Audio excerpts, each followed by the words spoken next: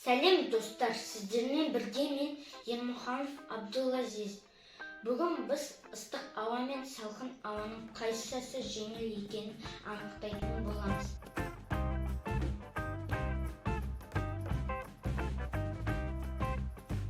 Бізге керекті заттар: қағаз квадрат 13-13 сантиметрден кіші болмау керек, қарындаш, қайшы, жіп және жылу көзі.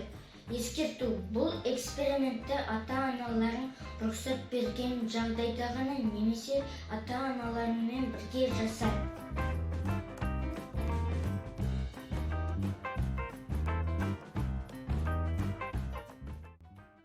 Қағаз квадратта спиральдің суретін саламыз.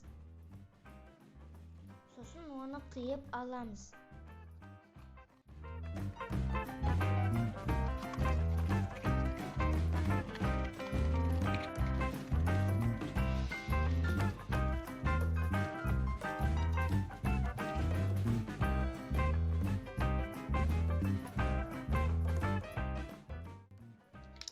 Спиральдің ортасын тесіп аламыз.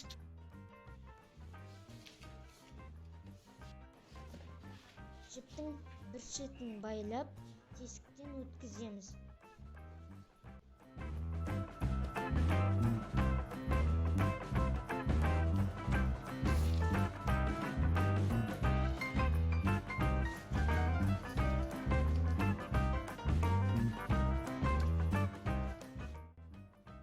Спиральді жылу көзінің үстіне іліп қоямыз.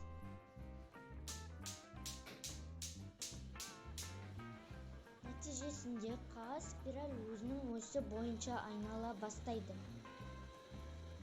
Бұның себебі жылу көзінің әсерінен ауа қызады да жоғары көтеріледі. Спиральге жеткен кезде ол спиральдің бетіне қысым беріп, оны қозғалысқа келтіреді. Ыстық ауаны ұшуға пайдалану: әуе шарының ішіндегі ыстық ауаның тығыздығы атмосфераның салқын ауасының тығыздығына қарағанда әлде қайда төмен. Бұл дегеніміз ыстық ауа салқын ауадан жеңіл дегенді білдіреді. Әуе шарының ішіндегі ауа ыстық болған уақытта ол биікте қалады.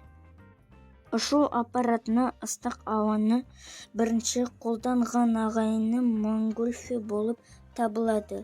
18 ғасырда олар бірінші әуе шарын ойлап тапқан. Олар шөпті өртеп, ыстық ауаны шардың тесігіне бағыттаған. Осындай әуе шарында алғаш рет 1783 жылы 2 адам әуеге көтерілген. Назарларыңызға рахмет. Сіздермен бірге болған Ермұханов Абдулазиз.